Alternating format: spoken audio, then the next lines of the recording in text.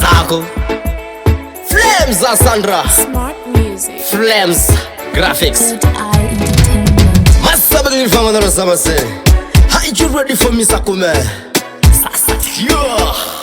Hustlers benefits music. Ndauya na Flames Sandra, producer anosiva sha anoshandira. Kana usinga muziwa kasara. Flamesgraphixs ndo ekorea.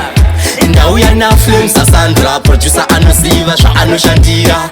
Kana usinga muziwa kasara. Flamesgraphixs ndo ekorea. Ndangoti ndizvitaure paseti piece. Flamesgraphixs ndo inoseta pesi. Vamwe vari kungokupidza zvavo muresi, vachizviziva kuti vari kurana loss. Flamesgraphixs yatotora chigaro, vamwe ndatoona makushayiwa mufaro. Hamudi kuona Asandra ari pamusoro zvokutemesa musoro. Ndauya na Flames Sandra, producer anoziva zvaanoshandira. Kana usingamuzivi kasara. Flamesgraphixs ndo ekorea. Ndauya na Flames Sandra, producer anoziva zvaanoshandira. Kana usingamuzivi kasara. Flamesgraphixs ndo ekorea. Flames the producer, hapana kana munhu wananomtyisa. Ndiye ari kubura ngoma dzacho dziri kupisa, asinganyari ndiani atambe kwasa kwasa. Flamesgraphixs vanotipisa nekes, isa munzeve angu malyrics and then relax.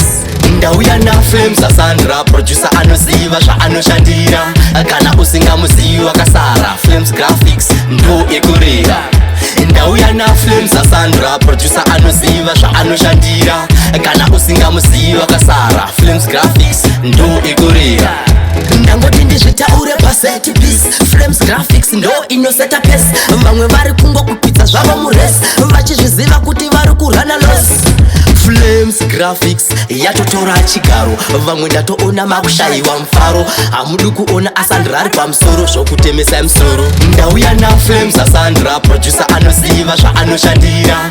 Kana usingamuzivi kasara. Flamesgraphixs ndo ekorea.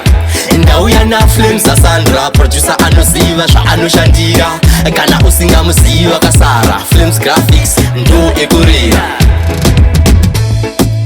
Masabelilifanga na rosa masere, Baba Princess ya mese. Flamesgraphixs Shivatisha Padadushi Bahuka Asandra Flames Darishi ra producer de Goho Bigwa Saqume-Flamesgraphixs Rakaka